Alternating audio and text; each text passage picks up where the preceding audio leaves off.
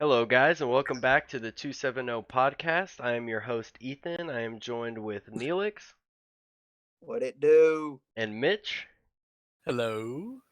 What is up, everybody? Thank you all for joining us today. This is actually our month anniversary. We appreciate everyone who has checked us out so far, and we look forward to new people checking us out as always. We're here every Friday, so let's just go ahead and get into it. We got a lot to talk about today.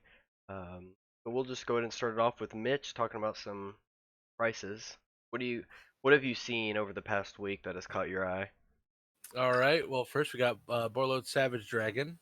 Before it was pretty expensive card before all this, but now since Emancipators have been doing very well on the online tournament scene, it's shot up a lot more than it was. I mean, what's it going for now? Like $67, $68 right now. Very expensive. Yeah, and that deck plays it obviously. Really good card too in Rockets, which that deck didn't get hit at all. So, Yep. kind of makes sense. Yeah, this is a good card, and it's always going up, and it has one printing, right? It does. If just insider trading, wait till the tins come out. Hey, it's crazy that at one point I bought this card for like $11. Yep. Do you still have it? Nope. Well, there you go. Because I got rid of it when I was like 15. I was like, I could just get another one. Yeah. This is like Mitch mentioned with the tins. If you can, I know you can't really go out and trade and things like that, but if you can, you probably want to get. Yeah, in my opinion, things like that and Apollorusa stuff like that. Just get rid of it now because it's gonna get reprinted in the tins at the end of the year. Yep. You can't play real life Yu-Gi-Oh right now, so just get rid of them, flip them. Yep. Definitely, it is a good card though. Sure. Yes, very good card. And next, this one is not surprising, but kind of Kitchen Dragon made. It's one of those cards that's always been pretty expensive, around the $40-$50 range because it's a weeb card. Yep. People love it and all that kind of stuff. But Dragon Maids are getting new support in Eternity Code. Pretty good support, actually. So, well, what's it looking like right now? I mean, now it's... From like a real authorized seller, like 5 almost. Yeah, 75 for that card, which, I mean, it's a very good card for a theme that's I mean, not... It definitely is Yeah. Viva La Noodle Boy. Yep, there he is.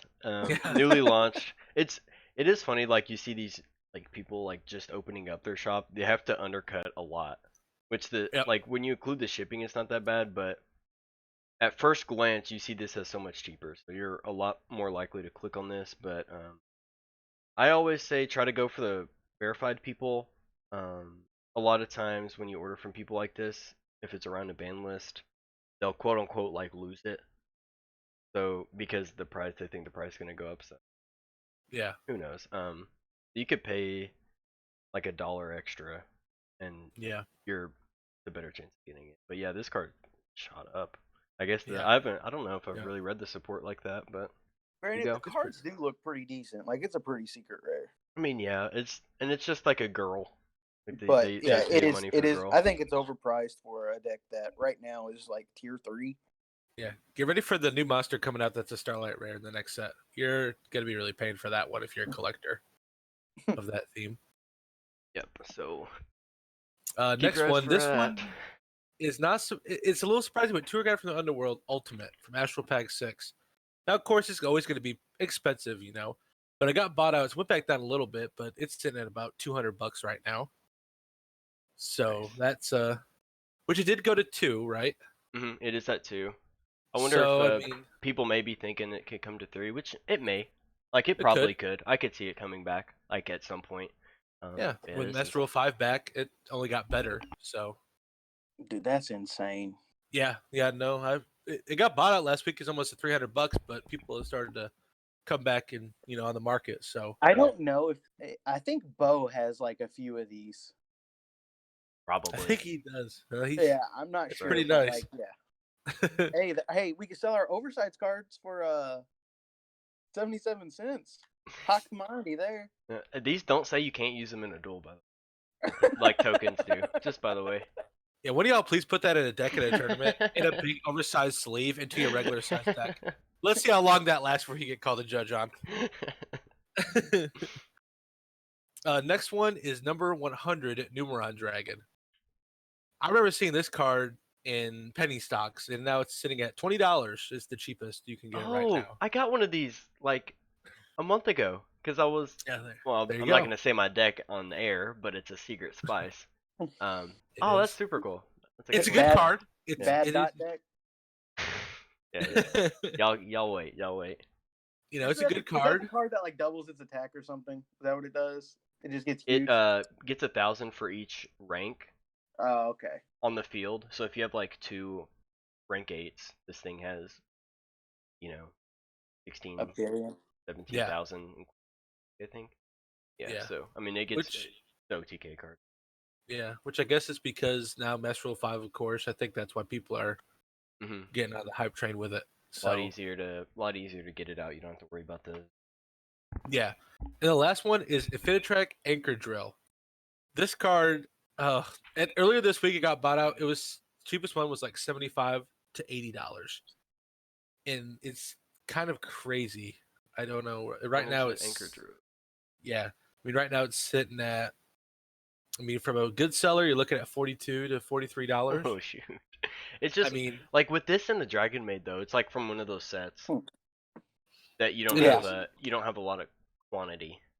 Like, there's not a lot of people who bought it. I've heard rumblings of people wanting to try this deck. I don't know how true it is, but like pure. Playing it in a good deck or pure, I'm not sure. I can't remember. But did this come out with all the other Infinitracks, or did yes, and it came out with Evil Eye. Yes. Okay, so yeah, River's really kicking himself in the nuts over this. I remember distinctly River selling me 2 or 3 of these for like maybe $5-10. If we only knew, right? Yeah, he's definitely gonna be. Yeah. There's a few wins in this. Like Cersei's still up there. The Harvester is that the Link 3 that takes that card? Yeah, Yeah, this card ruined me online weeks ago. I did not expect it, and that hurt. Yeah. Summoned a boss monster that's unaffected by card effects. Yeah. You get over it. Just to summon. Yeah, I was playing against. What was I playing? The Quantums. I was playing against Quantums. Yeah, whatever. I'm mad about it, but yeah, that card's a little bit of tomfoolery. Yeah. So Mitch mentioned like these online tournaments.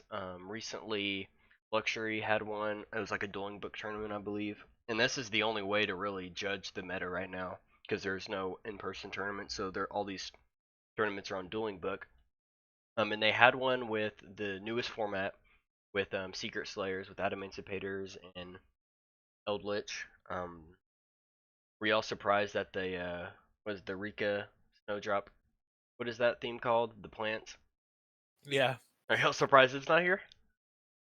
No. Gotta say no. Definitely can see why it's not on the list. I'm surprised that Zodiac is on it. Then again, I haven't seen any of their combos or anything, but yeah, with Rat Gear at 1. Mm-hmm. I mean, I guess Dragon is good. The Lunalight stuff, but Tiger got banned, so I don't really see why you'd even bother. Yeah, and Barrage at 1. So half of this was Adamantipator, which is not surprising. Well, no, I'm a little surprised that it was this much. I don't know if it's just like the hype, or if it actually is this good. And we'll look at the top 4 deck list in a second, but like, this really had some showing. Like, I'm just really surprised that it's this much better than every other deck. Like, DDD was really hyped. Invoke Shadal, which didn't get hit on the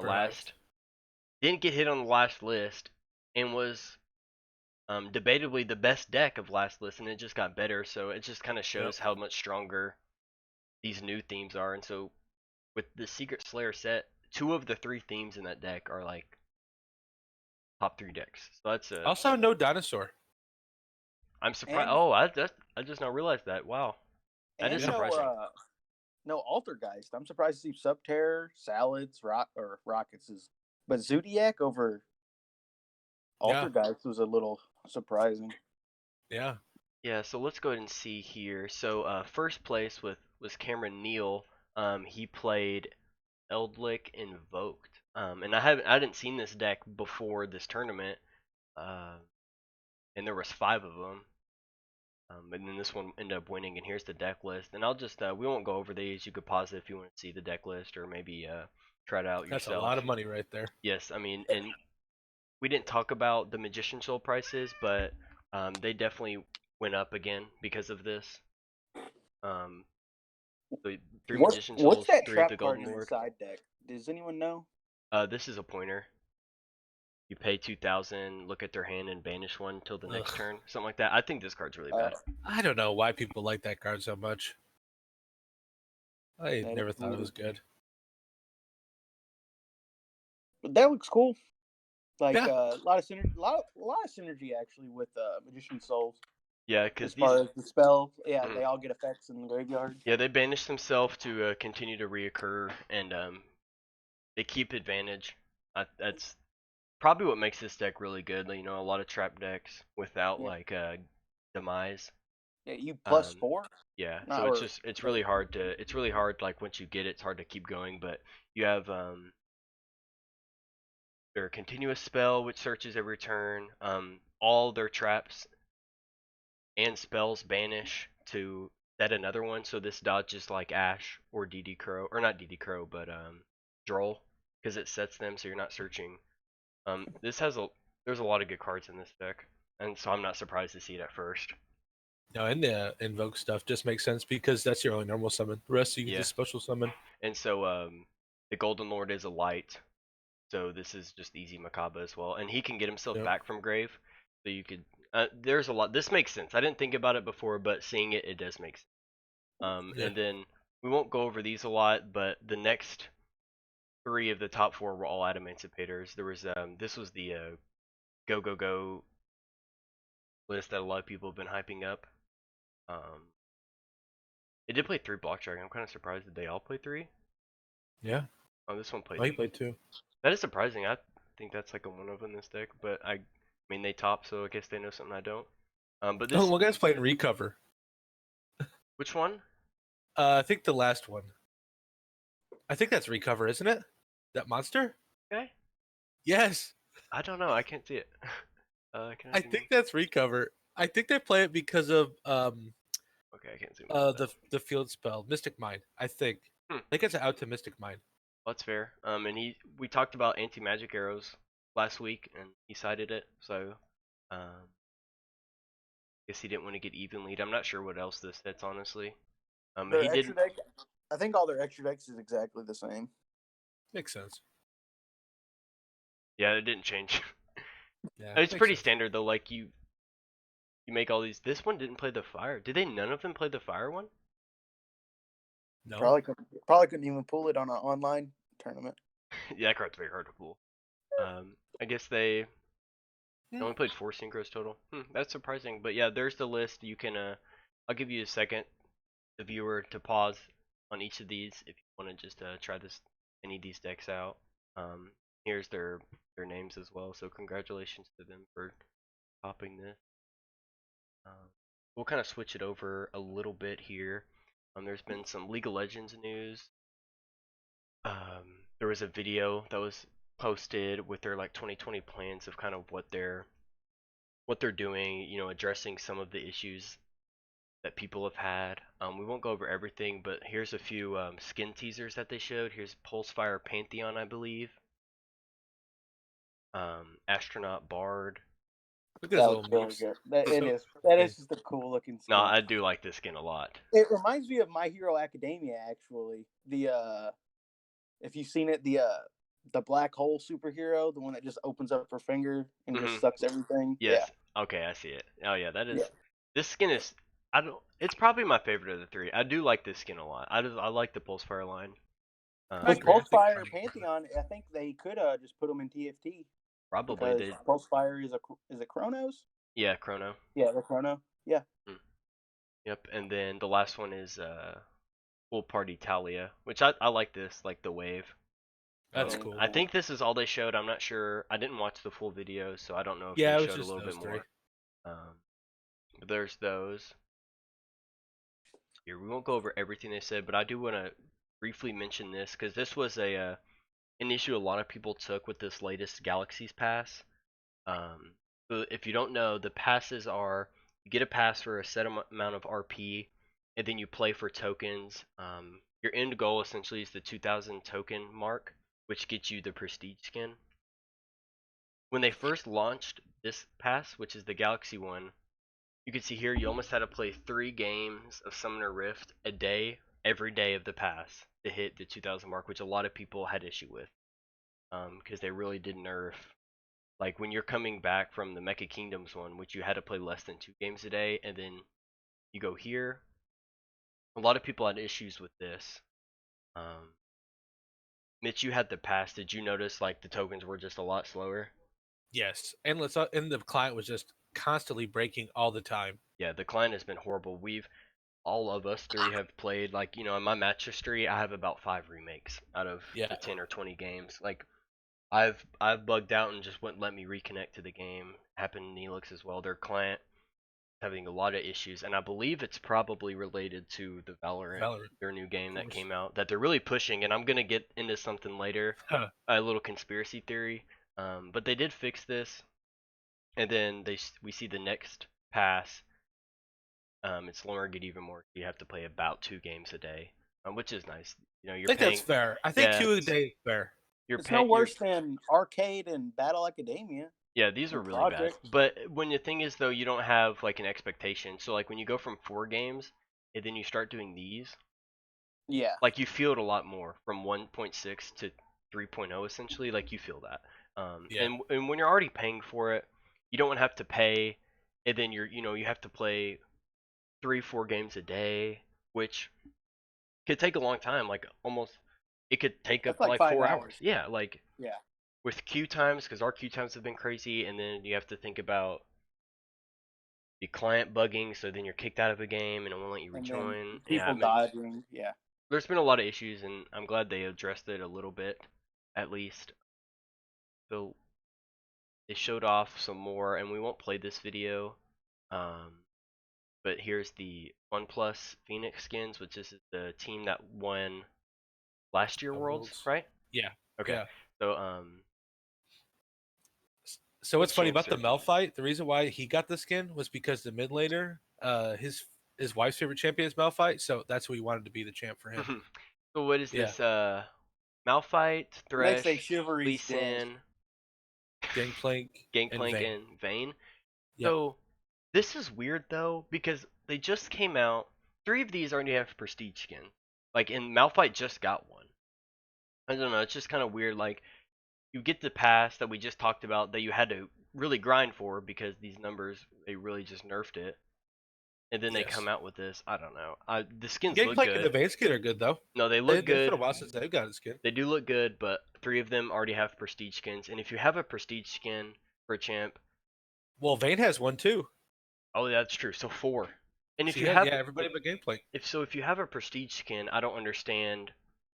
Not many people will want to use another skin, right? No, that's just odd. The Gangplank one looks really good, but if I get any of them, this probably is the only one, because I do have these 3 prestige. I was stuck on the Gangplank one. I was like, who the heck has a gun and a sword? It took me a while. It looks good. Yeah, it's kind of hard to tell, but no, the skins do look good, but it's just kind of odd. But they do look good. The last thing we'll talk about for League is the 2 new Emerald skins, which will be given to League partners over the weekend. You guys like these? Yeah, they look good. I like the Mordekaiser one a lot. Yeah, it's more of a emerald feel. Yeah, it looks really good. The other one looks like it belongs in TFT's Druid comp. It does actually. But these are cool. I'm not a big fan of the green, but I will say the Dark Star, the antimatter chromas that you can get with the pass as well, adds like a little red. They look really nice.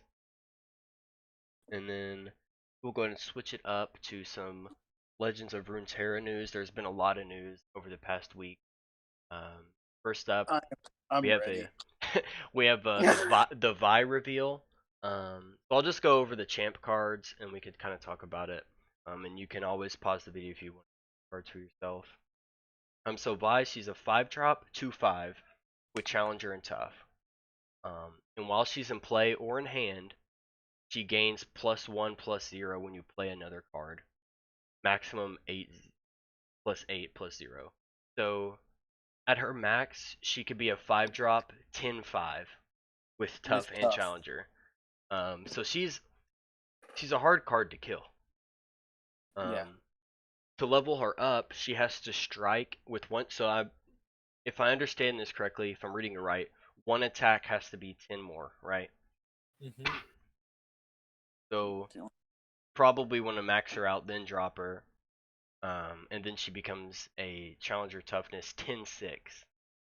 And then when she strikes a unit while attacking, she deals 5 to the nexus. So I think she's, in my opinion, maybe like one of the more boring ones we've seen out of the new champs, but I think she's strong and she's hard to kill. She's hard to get rid of.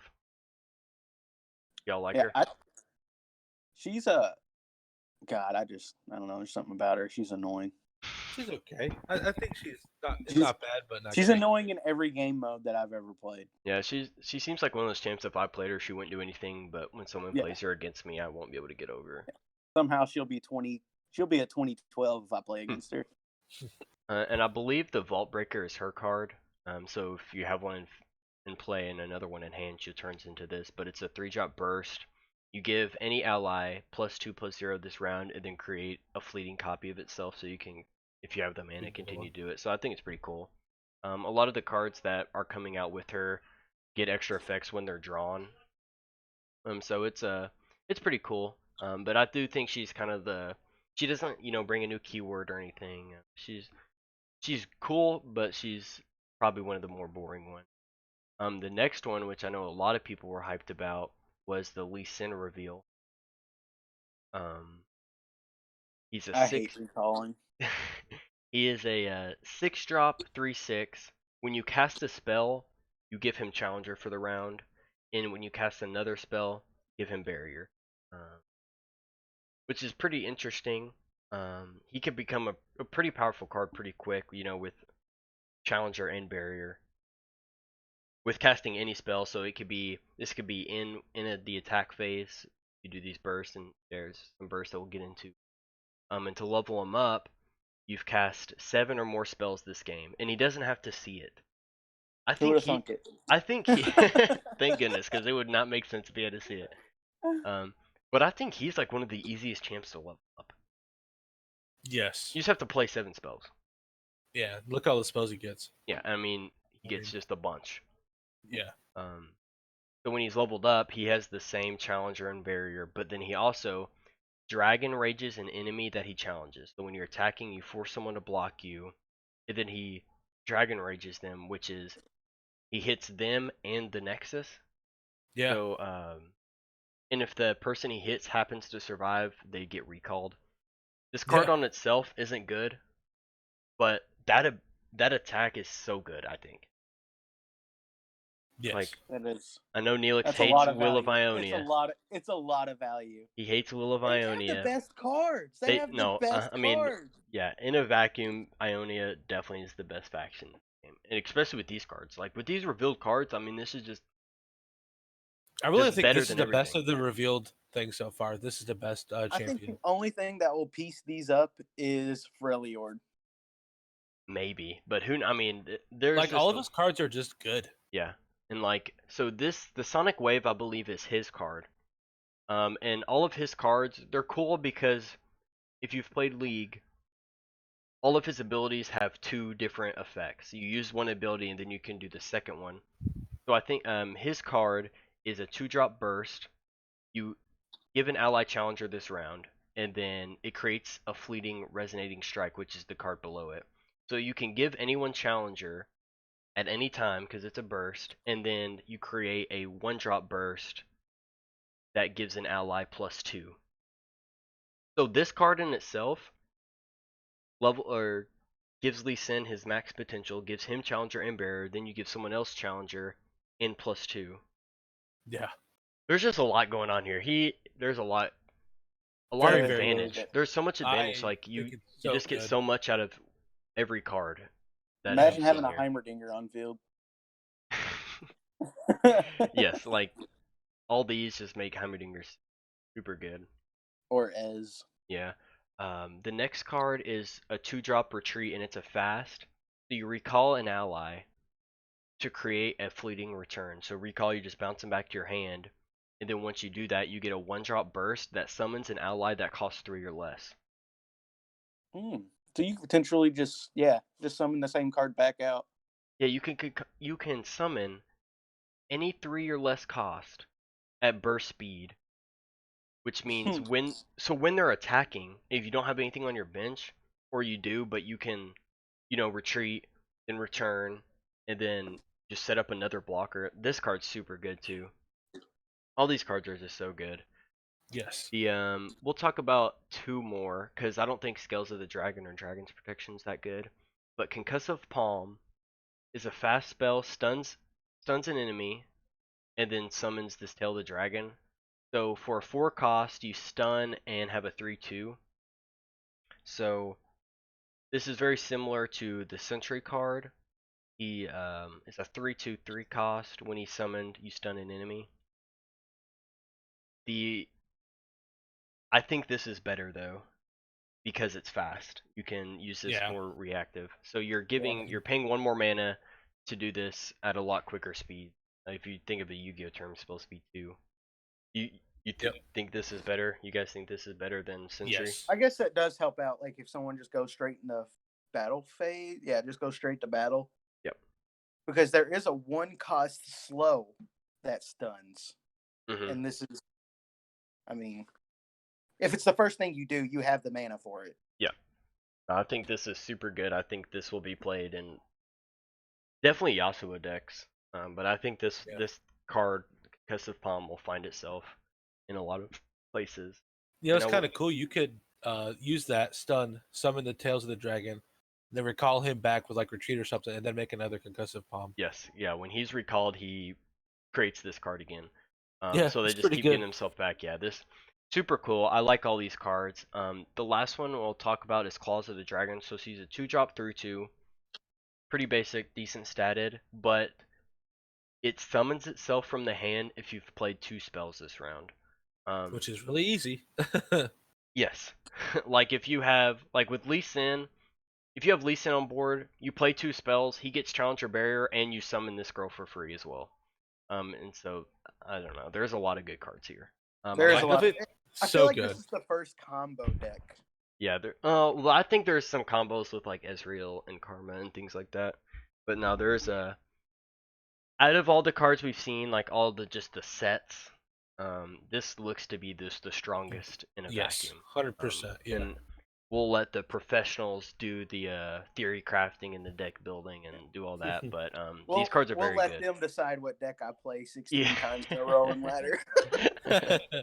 Yeah, so we won't harp on it too much, but these are very good cards. The next one, which is kind of a big reveal, I think some people were expecting it, but caught a few people by surprise as well. We also got the reveal for a new faction coming at launch as well. It's Bilgewater. We know a few cards and we'll get into them later. We don't know any champs yet. We're assuming Miss Fortune because she is in this trailer. But we'll just go ahead and watch this. It's pretty short. Time's up, Bildrat. You're all over the bounty board. My selection speaks for itself. Across the way! Harpoon him! Neither the flames nor the depths could claim me.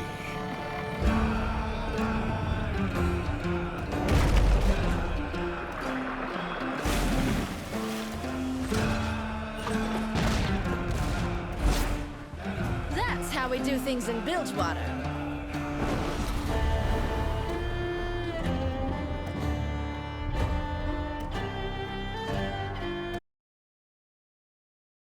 So are y'all excited for Bilgewater? Yes. I know you're a big Miss Fortune fan, so. There's so many. Actually, if you could, is there a way that you could show not the beginning of the video, but like before you clicked on the video?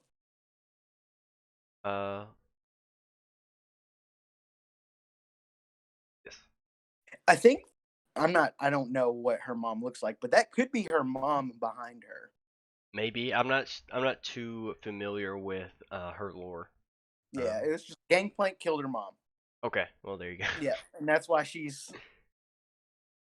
okay, cool. after that booty, per se.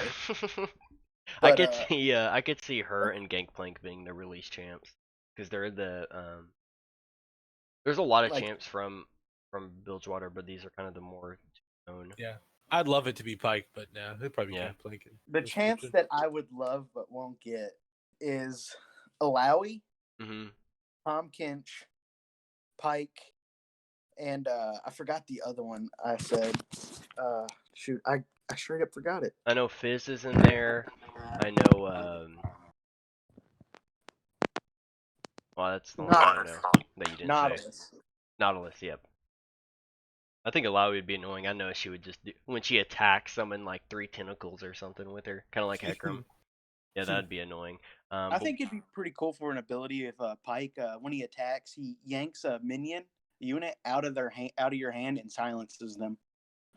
That'd be cool. I could see him being an elusive unit as well. Oh yeah. So we'll get in. There's a new keyword that they showed off with this. It's called Plunder. I mean, here's the Plunder Poro card. The Plunder, a card triggers its Plunder ability when played if you damaged the enemy Nexus round. The way I'm reading this is, you had to damage the Nexus before you play the card, right? Yes, that's what I'm when played, if you damage the enemy Nexus. So if you've used like Mystic Shot on the Nexus, then you play a card with Plunder and they get this effect. So this Poro, for example, if you've damaged the Nexus and you play him, he gets 2 random keywords, which is kind of a cool ability. And we'll get into, here's some more of the cards that they shown. This is all that we've seen with Plunder, I believe, and like I said, we haven't got a champ reveal yet, but we see Misfortune in the background here. I think this is just from a Twitch, yeah. But I don't know if this picture you see here is from Riot or not, but Warning Shot, which is a 0 burst, and it's the new faction Bilgewater. Deal 1 to the enemy Nexus. This card will probably be a 3 of in all Bilgewater or all Plunder decks because this turns on all your effects with no cost, which is pretty good. The only one I really want to talk about out of these is this 8-drop here. I know it seems really strong on paper. Yes. So it's 100%. This is a Freljord card. So not all of these are Bilgewater cards. These bottom 4 are Freljord, but they do have this Plunder effect. So it's an 8-drop 7/7. If you when you play it, yeah, it's fine. You know, it's 8 drops, so it definitely is a late game card. But when you play it, you draw Sejuani, so it searches Sejuani. But if your Plunder effect can be activated, it doubles the power and health of all allies in your deck. This seems super good on paper. And it actually does that before drawing Sejuani. So it'll double her, then you draw just a meaty woman. That woman is So let's see, I have Sejuani pulled up here too. So we'll assume she's leveled up for this. So you're drawing a 12/14 Sejuani with Overwhelm and all her effects. We went over that in the last podcast, but this seems super good. The only issue I can see with this is it's so late game.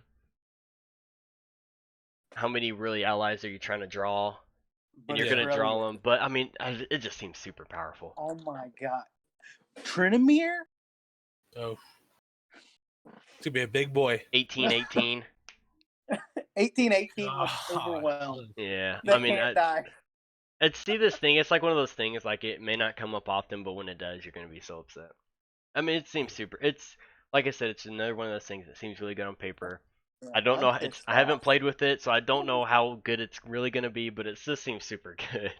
Ethan, you're gonna lose to this deck 6 times in a row. 100%. Yeah, cards like this always get me. I've never beat a Trinomir deck. But yeah, there's some other cool cards. You can always pause, look at them. We'll just go ahead and Well, really, just imagine any champion with like double. It's kind of annoying. Like I mean, Anivia is already hard enough to get rid of. Yeah, the champions, you know, by themselves are just the best cards, right? Yeah. Like not many. Like if we look at Sejuani, there's not many 6-drops other than other champs that are better than her.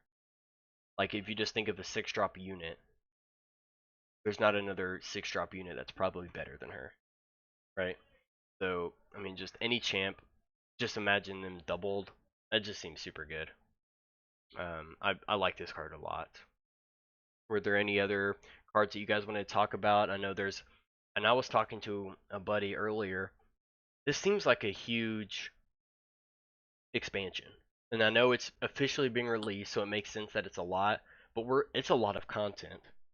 It is. I wonder if all the other expansions following this, maybe they may feel underwhelming because they may not be as much unless they're going to continue with this much content. That'd be awesome. Which isn't hard. Like I think we mentioned it in the last episode that they already have the champs there. Yeah, they have a lot of content to work with. Yeah, they have. Yeah, we don't like 120 some champs, and then Warning Shot seems really good. Yeah, I like that card. I think Ezreal likes that card too. Yeah, maybe not Ezreal, but who knows? Swain will like it. Yeah, Swain will like that card for sure. I will say this though, as far as we know, there is no ban list or rotation for this game. You know, we see rotation with like Hearthstone. We see ban list with Yu-Gi-Oh. This game, as far as we know, has neither, unless y'all know something that I'm unaware of. I haven't heard. I doubt it would, because I mean, I think it's going to play the same way as regular League. You just get the stuff you want, and like they're just going to come out with more stuff over time. Just seems like a lot. Like, eventually there will be so much. I don't know. I'd be okay with like once a year, like Hearthstone does, where it has a rotation.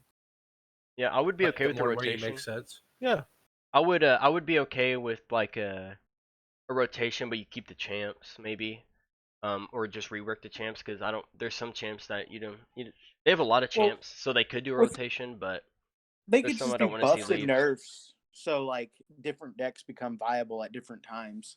Yeah, and that makes total sense. But like, I mean, think of this: like 3 years down the road, there's gonna be just a lot of cards. I mean, that's like fine. This will that's a lot of money for them. And but I'm saying like in 2-3 years, this card game will have like more legal cards than like any other card game. So I wonder how they're gonna go about managing that. And like if there's gonna be huge. Yu-Gi-Oh, there's a lot of legal cards. True, but that's fair. But there's a lot of, and there's another issue there. There's a lot of useless cards too. There's not a lot of useless cards in this game yet.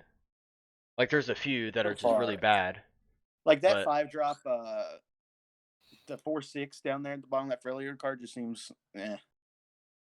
I mean, but it could be viable though, because there could be strategies that you're not aware of yet that this can be really good, like giving all 5+ powers overwhelm. It's kind of the but he's a 4 power. He has 4 power. No, he has 6.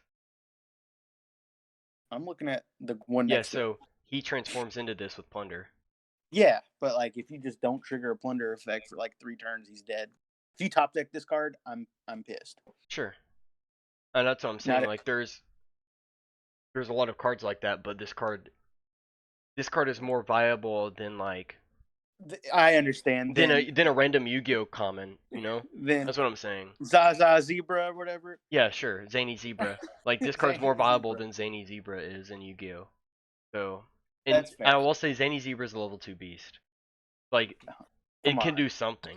Don't do that to me. It is. It's a level 2 beast. I know. Yeah, but I want to say it's a zombie. It's 100% a level 2 beast because I got Farfa to put it in his in his whatever deck you like, Coon deck. School? Yeah. But yeah, we won't harp on this too much, but there's a lot of information here, a lot of new cards. I know I'm excited because I've been playing this game a lot. The last thing I want to talk about, I mentioned earlier that I think a lot of these League client crashes are related to Valorant, their new first-person shooter. And this was something funny that I saw. And this is just an example I found, but I've seen this happen to more than just this person. You go here to Legends of Runeterra, and this is patched as I'm aware of. But you hit download the game, and you can see here. I don't know how well you can see it. That's just. Anyways, I won't try to zoom in, but here at the corner it says it's the Valorant installer. Here's a better picture. So you try to download Legends of Runeterra, and it downloads their new game Valorant. That you have to have a beta code. Yeah. And you get the beta code by like watching a stream for 2 hours, and it's with sound off. Yes. So it downloads you a game that you can't even play. My conspiracy theory is they did this on purpose. Yes, 100%. And also a conspiracy theory with that League client, their servers now have 3 games that they're supporting. There could be more, but these are their big 3, right? Valorant, which is pretty hyped right now with a lot of first-person shooter players. Yeah. Legends of Runeterra that we've all been having a good time with recently, and then obviously League of Legends, like one of the biggest games in the world. Yeah, don't forget TFT, which is off the League client. Yeah, so you get the code by watching a streamer play this game, right? Yes, you have to watch a streamer that has drops enabled for 2 hours at least with sound on to possibly get a key. You have to get lucky. So, right, if I'm Riot and I'm pushing it for people to watch streamers to play my new game, I do not want my servers to crash for this game on their stream, right? Because that would be a horrible look. A lot of people are watching streamers play this game right now. I think they're purposely taking server resources away from League of Legends and putting them in Valorant so the game looks more appealing on the stream. Because I don't know if their servers can handle both of these games at them. So you're seeing these issues that they're taking it away from leagues. Like, okay, our streamers are on, give them the resources so our game doesn't crash while they're streaming. And then now you see this, where you hit download of Legends of Runeterra, a completely different game, and it downloads Valorant, where this person can't even play because they don't have a beta code. This is a conspiracy that I don't know. They're really trying to push this game. Oh, and in my opinion, I think, and this is what I really think they should do. They have money. There's no money problems here. Yes. They should put everything on its own client. TFT off to its own client. The other 2 are on their own client with the League client. Get their own servers for each game. Yes, please. I agree. Like, take the time to just do this. It will solve so many problems. Yep. And I mean, it will cost them a lot of money, but these games are making them so much money that I think it's worth this investment. So, and I don't know. This is all speculation. I don't know if these games even do share servers. But this is what it seems like, because these league problems weren't happening until Valorant came out. I mean, look how long match history was down on League. It was down for at least 3-4 months. Yeah. So that's my hot take for the day, and we'll wrap it up at that note. Another thing with match history, put it in Legends of Runeterra. I'm trying to see that loss streak that yes, I want to see the match history because I was yesterday. If y'all saw the video that I posted the other night, me and Neelix actually caught each other on a ranked game. Sorry about the audio issues. I had to record it quickly because there was the timer in the game. But I ended up getting to gold 3 on that game. The next day, I stopped playing gold 4 0 LP. I was on such a loss streak. I wanted to see that match history so bad. It's because the game he beat me was so bullshit that it had to put him where he belonged. Well, if they watched it, they saw that top deck. Yes, there's not a better card you could have drew into. Not a single. Such a good game. Yeah. So, and we'll go ahead and wrap it up here. As always, we always appreciate you guys coming in and hanging out with us on Fridays, listening to what we got to say. I know we sometimes ramble a minute, may not even know what we're talking about, but we always appreciate the support. If you disagree or agree with anything we said, you can always leave us a comment down below. If you want us to talk about something else next week, you always give us a comment. Don't forget to like, subscribe, share, dislike. Any feedback is always appreciated. So y'all have a good weekend and a good week next week, and we'll see you guys next Friday. Don't forget the Discord. And our Discord link is in the description below.